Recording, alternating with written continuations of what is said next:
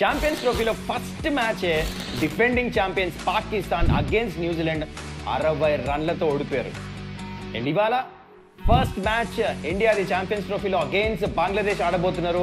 Indian team strengths ఏంటి, weaknesses ఏంటి, అసలు ప్లేయింగ్ ఇన్ 11లో ఎవరు ఆడబోతున్నారు, విరాట్ కోహ్లీ, రోహిత్ శర్మ ఈ ఛాంపియన్స్ ట్రోఫీలో రోల్ ఎలా ఉండబోతుంది, చాలా మాట్లాడుకోవాలి కదా. అండ్ ప్రెడిక్షన్ మీటర్ ఎటువైపు చూపిస్తుంది?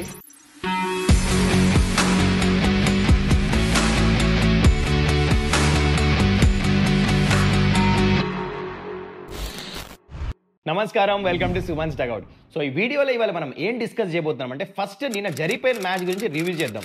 ఇవాళ మధ్యాహ్నం అయితే ఇండియా వర్సెస్ బంగ్లాదేశ్ ఆడుతున్నారో దాన్ని ప్రివ్యూ చేద్దాం. అండ్ ఎస్పెషలీ ప్లేయింగ్ 11s గురించి మాట్లాడదాం. ఇండియాది, బంగ్లాదేశ్ది, బోత్ ద టీమ్స్ది స్ట్రెంగ్స్, వీక్నెసెస్. అండ్ ఆల్సో ఒక స్పెషల్ థింగ్ కూడా యాడ్ చేస్తున్నా ఈ వీడియోలో, ఏంటంటే player to watch out for, ఎందుకంటే మీరు అడిగారు కాబట్టి both the టీమ్స్ది.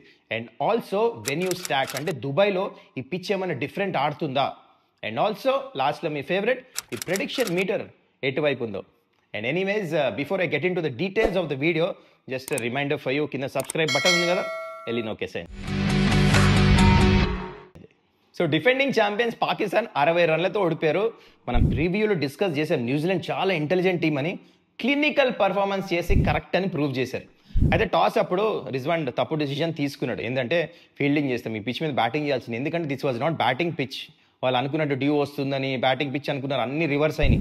2 paced pitch, ball లో అయింది, బాల్ టర్న్ కూడా అయిన తర్వాత సరే తప్పు డిసిజన్ తీసుకున్నారు, కానీ బౌలింగ్లో మంచిగానే బ్యాక్ చేశారు. ఎందుకంటే న్యూజిలాండ్ వేర్ 73 for 3, అక్కడ నుంచి కంబ్యాక్ చెయ్యాలి. ఏంటంటే అక్కడ నుంచి వెళ్ళిపోవాలి, దూసుకొని వెళ్ళిపోవాలి పాకిస్తాన్, ఓల్డ్ పాకిస్తాన్ వచ్చేసింది అనుకున్నా, అవ్వలే. న్యూజిలాండ్ ఇంటెలిజెంట్గా బ్యాటింగ్ చేశారు. Will young smart batting, touch చేసి సింగిల్స్, రొటేట్ చేశాడు, పేస్ చేశాడు ఇన్నింగ్ని మంచిగా, బ్రిలియంట్ సెంచరీ కొట్టాడు. అండ్ విల్ యంగ్తో పాటు టామ్ లేథమ్ లెఫ్ట్ హ్యాండర్ అయితే బ్యాటింగ్ చేశాడు. ఫామ్లో లేడని మాట్లాడడం ప్రివ్యూలో, కానీ తనని ఫామ్లో తీసుకొచ్చాడు. ఎవడు? రిజ్వాన్. రాగానే తనకు స్పిన్నర్ వేయించాడు. Is one of the best players of spin. Fast bowler నేపిలే, బిగ్గెస్ట్ మిస్టేక్ అక్కడ. రన్స్ వచ్చేసి మిల్క్ చేశారు, పార్ట్నర్షిప్ డెవలప్ అయింది. ఇంకా ఒకసారి సెట్ అవుతా అవుట్ అయ్యాడు. టామ్ లేథమ్ ఛాన్సే లేదు అవుట్ అయ్యేది. It's a very intelligent batter. కథం 100 పైన రన్లు. దాని తర్వాత గ్లెన్ ఫిలిప్స్ వచ్చాడు. మహామాడు ముందే బ్రిలియంట్ ఫామ్లో ఉన్నాడు. ప్రివ్యూలో మాట్లాడుకున్నాం కదా, 4 సిక్స్లు, 156 స్ట్రైక్ రేటు, టీమ్ టోటల్ 320కి తీసుకెళ్ళాడు. Actually 260, 270 would have been big total ఈ పిచ్ మీద. సో ఆ పార్ట్నర్షిప్ డెవలప్ చేస్తే దానికి కారణం ఏంటి తెలుసా? మాట్లాడేమా మనం ప్రివ్యూలో. మిడిల్ ఓవర్స్లో వీళ్ళకి స్పిన్నర్స్కి వికెట్ తీసే సత్తా లేదు. ఒకటే వికెట్ తీసారు వాళ్ళు స్పిన్నర్స్, ఇద్దరు స్పిన్నర్స్ కలిపి. Wickets తీయకపోతే problem. 73 for 3 నుంచి ఇంకో 2 వికెట్స్ స్పిన్నర్స్ తీసుంటే 260, 270 కంటే ఎక్కువ అయ్యేది కాదు న్యూజిలాండ్ స్కోర్. అది problem. Anyways kudos to New Zealand, brilliant batting చేశారు. 3 వికెట్లు పడిన తర్వాత 2 సెంచరీలు. ఎట్లయితే గ్లెన్ ఫిలిప్స్ వచ్చి ఫినిష్ చేశాడో 320కి చేరుకున్నారు. బ్యాటింగ్కి వచ్చారు పాకిస్తాన్. దేవర్ ఆల్రెడీ సెట్ బ్యాక్ అయిపోయింది. ఫకర్ జమాన్ ఓపెనింగ్ రాలేపోయాడు, ఫీల్డింగ్ చేయాలి ఇంజురీ కారణం వల్ల. అక్కడ టెంప్లెట్ చేంజ్ అయిపోయింది. సౌద్ షకీల్ వచ్చాడు, త్వరగా అవుట్ అయిపోయాడు. ఫకర్ జమాన్ బ్యాటింగ్ వచ్చినప్పుడు రన్నింగ్ బరిగెట్లే. బాబర్ అజాన్ టెస్ట్ మ్యాచ్ ఆడాడు, ఇంకా చెప్తా ఉంటే వెళ్తా ఉన్నాడు. ఒకటే ఇంప్రెసివ్ ఏంటంటే, దిల్ ఖుష్ చేసి నన్ను, ఖుష్ దిల్ బ్యాటింగ్లో తను ఒక్కడు మంచిగా ఆడాడు అంతే. Apart from that I don't see Salman Agha కూడా పర్వాలేదు, కొంచెం కాంట్రిబ్యూట్ చేశాడు. కానీ 60 రన్లతో ఓడిపోయారు ఈ మ్యాచ్. ఇంకేం చెప్తాను చెప్పండి. ఇప్పుడు పాకిస్తాన్ ఎలాంటి సిచ్యువేషన్కి వచ్చిందంటే, నెక్స్ట్ మ్యాచ్ వాళ్ళది పాకిస్తాన్తో, ఇండియాతో ఉంది. ఆ మ్యాచ్ ఇండియాతో ఓడిపోయారా, directly out of the champions trophy. అలాంటి సిచ్యువేషన్కి వచ్చేసారు చూడండి. ఈ ఫార్మాట్ అలాంటిది. Who has to blame themself. సరైన ప్రిపరేషన్ లేదు. టాస్ అప్పుడు సార్ రైట్ డిసిజన్ తీసుకోలే, ఫోకస్ చేయలే మిడిల్ ఓవర్స్లో, బ్యాటింగ్ ఫ్లాప్ అయింది, ఖతం. They have themselves to blame, that's it. Next match against India చాలా చాలా కేర్ఫుల్ ఉంటారు వాళ్ళు. ఎట్లా అంటే ఇప్పుడు నెక్స్ట్ మ్యాచ్ ఇండియాతో చాలా ప్రెషర్లో ఉంటారు. ఇక పాకిస్తాన్లో కూడా మ్యాచ్ ఆడగలే, వచ్చి దుబాయ్లో ఆడాలి ఇండియాతో. ఇండియా ఆల్రెడీ బంగ్లాదేశ్తో ఆడేసి కండిషన్స్ తెలిసి ఉంటాయి. Good luck to Pakistan. So ఇవాళ India against Bangladesh first match ఆడబోతున్నారు. ఆ మ్యాచ్ గురించి మాట్లాడే ముందు ఒక ఇంట్రెస్టింగ్ థింగ్ చెప్తా. అదేంటంటే, ఇంతవరకు మీకు ఈ విషయం తెలుసో లేదో, అంటే ఐసీసీ టోర్నమెంట్స్ ఒక ఇండియన్ క్రికెటర్ హైయెస్ట్ ఎవరు ఆడారు తెలుసా? అంటే ఐసీసీ ఈవెంట్స్ అంటే first one day world cup, T20 world cup and champions trophy, ఈ 3 కలిపి క్రికెటర్స్లో హైయెస్ట్ నెంబర్ ఆఫ్ టోర్నమెంట్స్ ఎవరు ఆడారు తెలుసా? రోహిత్ శర్మ 15 టైమ్స్ ఆడాడు. అంటే T20 వరల్డ్ కప్, దాని తర్వాత champions trophy, one day world cup ఇవన్నీ కలిపి 15 సార్లు ఆడాడు. నెక్స్ట్ వచ్చి 14 times Virat Kohli, MS Dhoni and Yuvraj Singh. వీళ్ళు ముగ్గురు 14 టైమ్స్ ఆడారు. అండ్ దాని తర్వాత 12 టైమ్స్ ఏమో రవీందర్ జడేజా ఆడాడు. అండ్ 11 టైమ్స్ ఏమో సచిన్ టెండూల్కర్ అండ్ హర్భజన్ సింగ్. ఈ స్టార్ట్ మీకు ఎందుకు చెప్తున్నారంటే రైట్ నౌ మన ఛాంపియన్స్ ట్రోఫీ ఈ 15 మెంబర్ స్క్వాడ్లో ముగ్గురు ప్లేయర్స్ ఉన్నారు. రవీందర్ జడేజా, విరాట్ కోహ్లీ అండ్ రోహిత్ శర్మ. ఎంత ఎక్స్పీరియన్స్, ఇన్ని టోర్నమెంట్స్ ఆడేసి ఉన్నారు. Experience counts a lot. మీకు గుర్తుందా వన్డే వరల్డ్ కప్లో రోహిత్ శర్మ, విరాట్ కోహ్లీ ఎట్లా పర్ఫార్మెన్స్ చేశారు? ఆల్మోస్ట్ గెలిపించేశారు ఇండియా. నేను అది పక్కన పెట్టా. T20 వరల్డ్ కప్ గెలిపించింది. ఇంపార్టెంట్ కాంట్రిబ్యూషన్స్, ఎక్స్పీరియన్స్ కనిపించింది. రోహిత్ శర్మ స్టార్ట్స్ ఫైనల్లో కొట్టింది ఎవరు? కింగ్. ఇంపార్టెంట్ మ్యాచ్లో హైయెస్ట్ టాప్ స్కోర్ కొట్టింది విరాట్ కోహ్లీ. సో అందుకనే చెప్తున్నా ఎక్స్పీరియన్స్ కౌంట్స్. అందుకని వీళ్ళు ముగ్గురు పర్ఫార్మెన్స్ చేశారా? రోహిత్ శర్మ, విరాట్ కోహ్లీ అండ్ రవీందర్ జడేజా. అంటే బ్యాటింగ్ బౌలింగ్లో కాదు, వాళ్ళు ఇన్పుట్స్ ఏదైతే ఇస్తారో యంగ్స్టర్స్కి, క్యాప్టెన్సీ ఎట్లా చేస్తారో, ఆఫ్ ద ఫీల్డ్ టీమ్ని ఎట్లా మేనేజ్ చేస్తారో ఇవన్నీ ఫరక్ పడతాయి. అందుకని ఎక్స్పీరియన్స్ కౌంట్స్. సో అది సంగతి. Anyways let's get on to both the teams playing 11. So ఇప్పుడు మనం డైరెక్ట్లీ ఇండియా ప్రాబబుల్ ప్లేయింగ్ 11 గురించి డిస్కస్ చేద్దాం. Let's start with openers. Rohit Sharma captain, Shubman Gill వీళ్ళిద్దరు openers. Virat Kohli, Shreyas Iyer, KL Rahul wicket keeper and Hardik Pandya, Axar Patel, Ravinder Jadeja, Kuldeep Yadav and Harshdeep Singh, Mohammed Shami slash Harshit Rana. Slash ఎందుకు పెట్టా అంటే ఒకవేళ మొహమ్మద్ షమీ ఆ రిధంలో ఉన్నాడో ఏదో మనం బయట నుంచి ప్రెడిక్ట్ చేస్తాం, కష్టం. సో మంచి రిధంలో ఉండి ఫుల్లీ ఫిట్, ఆ కాన్ఫిడెన్స్ కోచ్కి క్యాప్టెన్ ఉంటే మొహమ్మద్ షమీ ఆడతాడు. కొంచెం 50-50 ఉన్నా I think Harshit Rana will play. ఇది అనమాట, వీళ్ళిద్దరిలో ఉండొచ్చు. కొన్ని పాసిబిలిటీస్ కూడా ఏమున్నాయంటే మరి దుబాయ్లో ఫాస్ట్ బౌలింగ్ పిచ్ బాగా హెల్ప్ అవుతుందని కుల్దీప్ ప్లేస్లో కూడా హర్షిత్ రాణా నడిపిస్తారా? అది కూడా ఒక పాసిబిలిటీ ఉండొచ్చు. But might not happen.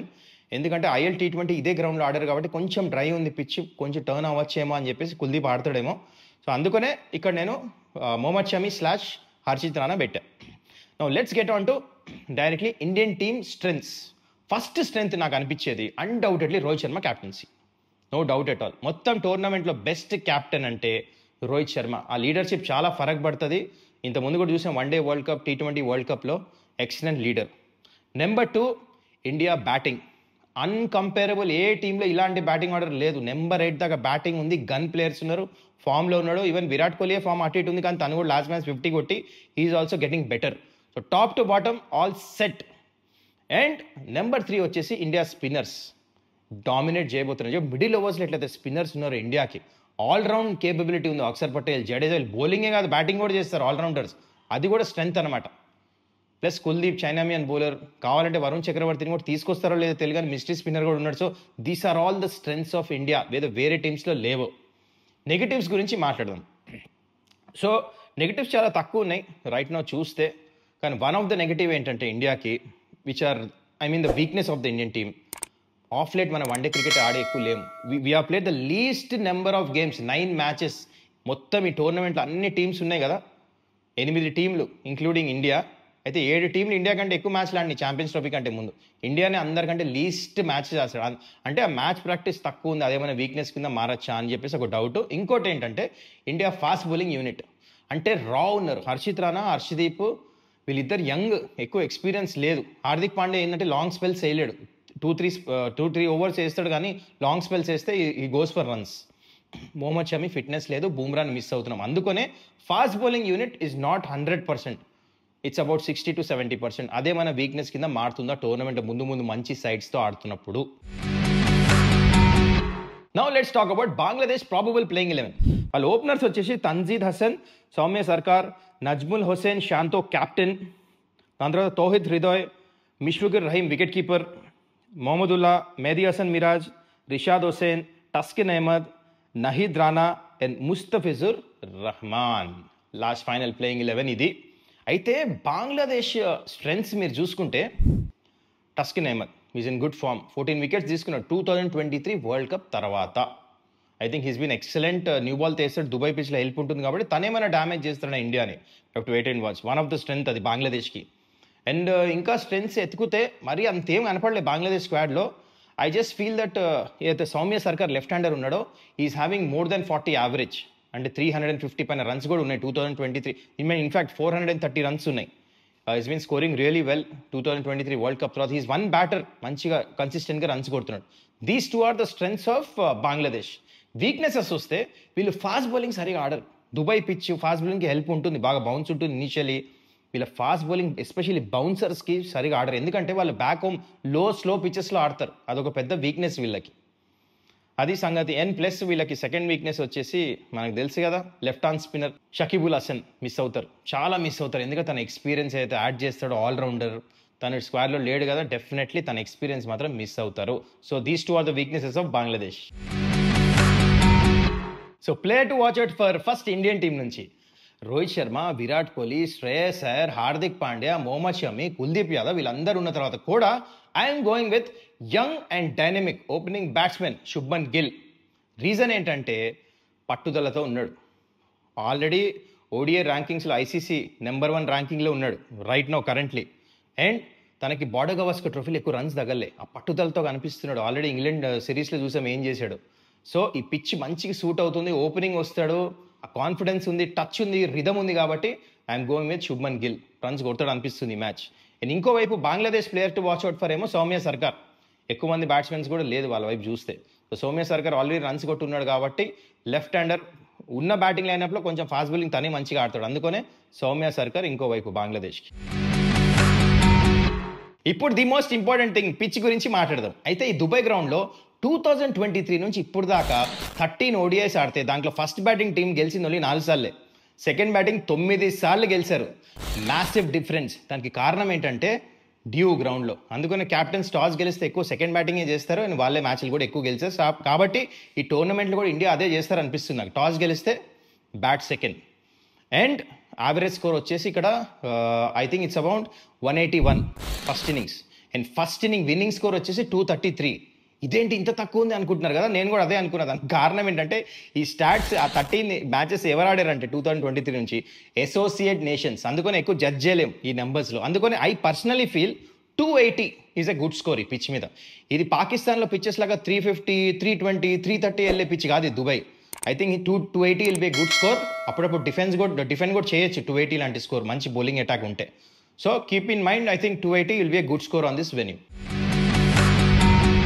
So now it's time for match prediction meter. అయితే ఈ మ్యాచ్ ప్రెడిక్షన్ ఇచ్చే ముందు మీతో చాలా ఇంపార్టెంట్ థింగ్ షేర్ చేసుకోవాలి. అదేంటంటే ఎస్, మన ప్రెడిక్షన్స్ కరెక్ట్ వస్తున్నాయి. ఈ మ్యాచ్ ప్రెడిక్షన్ కరెక్ట్ వచ్చింది న్యూజిలాండ్ది. ఇంతకుముందు ఇంగ్లాండ్ సిరీస్ అయితే 6 మ్యాచ్ల్లో 5 మ్యాచ్లు ప్రెడిక్షన్ కరెక్ట్ వచ్చినాయి. దట్ డజంట్ మీన్ అన్ని మ్యాచ్లు మనం కరెక్ట్ చేస్తామని. ఇట్స్ ప్యూర్ బేస్డ్ ఆన్ మనం స్ట్రెంగ్స్, వీక్నెసెస్, పిచ్ కండిషన్ చూసి ఏదో గెస్ కొడుతున్నాం, లక్ కరెక్ట్ వస్తున్నాయి. అన్ని కరెక్ట్ రావు. భూమి మీద ఎవ్వరు మ్యాచ్ ప్రెడిక్ట్ చేయలేరు. ఎవరైనా అట్లా చెప్తే that is 100% false. No one can predict a game of cricket. ఈ క్రికెట్ ఎట్లా అంటే it's a very funny game, ఎవరైనా గెలవచ్చు on a given day. So అందుకనే ఇది నేను ఎందుకు చెప్తున్నా ఈ ప్రెడిక్షన్ అంటే to add a bit of fun, to exchange knowledge.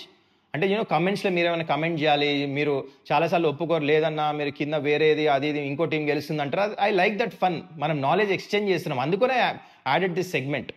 అదే కానీ this is by no means నేను చెప్పేది అదే అవుతుందని లేదు.